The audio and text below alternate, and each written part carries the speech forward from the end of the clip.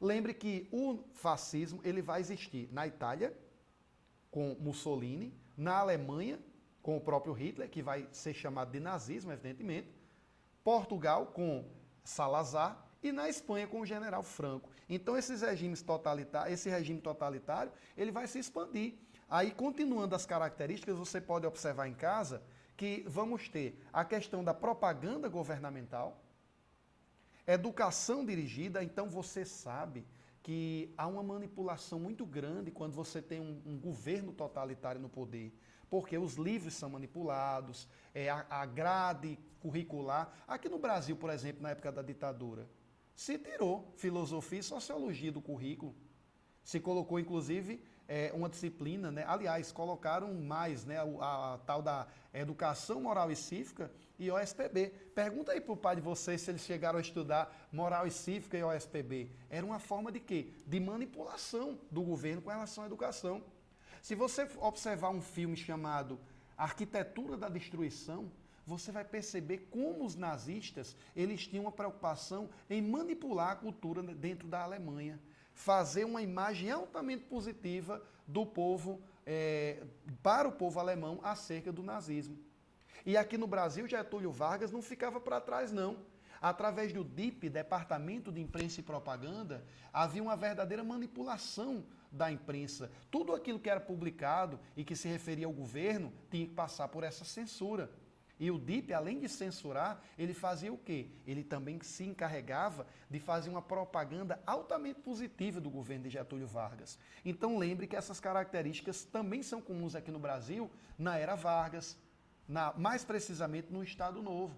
E havia inclusive um grupo aqui no Brasil, naquele período constitucional de Vargas, que era conhecido como os integralistas. Os integralistas são um exemplo de como essas ideias chegaram ao Brasil, pois eles eram baseados nas ideias nazifascistas. Continuando a questão das características desse regime, nós temos a ideia também do corporativismo muito forte, né? O racismo ele vai entrar na questão da Alemanha, né, no nazismo, e vai haver a questão da expansão territorial, que era uma ideia que Hitler tinha, inclusive, de expandir o espaço vital do povo alemão. Agora, vamos entender, então, as causas gerais desse nazifascismo. Por que esses regimes totalitários eles cresceram tanto? Primeiro, pessoal, crise do pós-Primeira Guerra. Mas até então, o que é que vai acontecer? Os Estados Unidos eles vão injetar dinheiro na Europa. E a Europa vai ter um processo de recuperação, a economia americana ia muito bem, mas a economia americana ia tão bem que o povo não queria mais nem trabalhar, porque tinha muito dinheiro. Então o que é que o povo começa a fazer? Pegar seu dinheiro e comprar ações.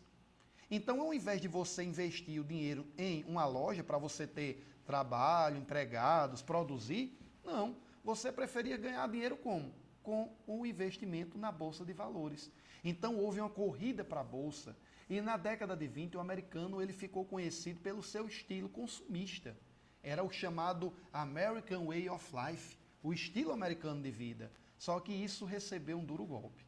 Por quê? Porque em 29, de repente, como as empresas americanas estavam tão bem capitalizadas, começou a haver uma corrida muito grande para a produção. Então eles vão produzir muito, tanto a parte agrícola como a parte industrial. Só que não tinha mercado para absorver essa produção. E com essa superprodução, as empresas começaram a perceber que elas não valiam aquilo que estavam lá sendo pago por elas, né, pelos acionistas. E as pessoas começaram a correr. E foi um corre-corre. E o que é que acontece, pessoal, quando todo mundo está querendo vender? Se todo mundo está querendo vender, o preço da ação cai. E ela caiu vertiginosamente. Então, com essa crise, essa quebra da Bolsa de Nova York em 29, os Estados Unidos vão enfrentar uma recessão que até então não tinha sido vista. E isso representou um duro golpe no liberalismo. Ao invés agora do governo americano ficar fora, ele vai agir diretamente sobre a economia, com o chamado com o chamado New Deal, que seria uma espécie de pacote de ajuda que o governo americano vai fazer o próprio trabalhador que estava desempregado, as pessoas, é um pacote de recuperação econômica. Na verdade, eles vão emprestar dinheiro, eles vão construir obras públicas. Se você analisar, atualmente o governo americano também fez um pacote aí de 700 bilhões de dólares de ajuda para o sistema bancário, em função dessa crise recente. Outro ponto que a gente deve relembrar com relação à questão do nazifascismo é que nesse período vai surgir também uma série de partidos socialistas, que aí a burguesia vai ter medo desses partidos, né? E um sentimento de revanchismo. Claro, evidentemente, esse revanchismo fazia parte da ideia alemã de se vingar, de não aceitar a derrota pela Primeira Guerra Mundial. Aqui a gente tem, inclusive, uma charge que leva você, aí você vai perceber em casa, que é exatamente, né, as galinhas lá, e você tem o lobo, né? E aí elas dizendo, obrigado por nos proteger do comunismo. Quer dizer, o discurso dos nazistas vai ser o quê? Combater o comunismo. Mas, evidentemente, eles vão combater o comunismo, mas vão também fazer o quê? Vão ser extremamente autoritários. Agora, eles vão ter, os nazistas, o apoio da burguesia alemã. Por quê? Porque a burguesia alemã, ela temendo o comunismo, ela via no nazismo a possibilidade de quê? De recuperar a economia e de se livrar dessa ameaça vermelha. Vamos perceber agora, pessoal, você pode ver agora na sua tela, os grandes ditadores fascistas. Aqui a gente tem Mussolini, o Benito Mussolini, que ficou conhecido como Duce, né, na Itália. O general Franco na Espanha, que vai chegar ao poder depois de um golpe, uma guerra civil. Essa guerra, inclusive, que acontece na Espanha, foi um verdadeiro ensaio para a Segunda Guerra Mundial.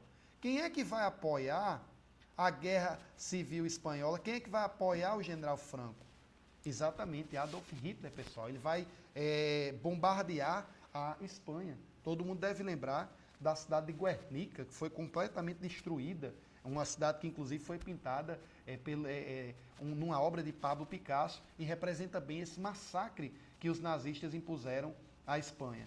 Salazar, um líder também que vai chegar ao poder em Portugal, e Hitler, a figura aí mais emblemática, né, que além do fascismo, evidentemente, tinha a característica do racismo, e ele vai ficar conhecido como nazista em função de ser exatamente uma abreviação do Partido Nacional Socialista Alemão.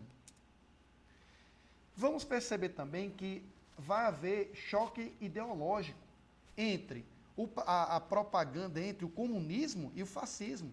Percebam aí em casa, a questão de uma propaganda, um cartaz de uma propaganda comunista. O que é que ela está mostrando, pessoal? Ela está mostrando que você deve, na verdade, o quê? Ficar atento e votar e apoiar o comunismo. Porque, na verdade, o comunismo vai proteger você desse ditador que é Adolf Hitler.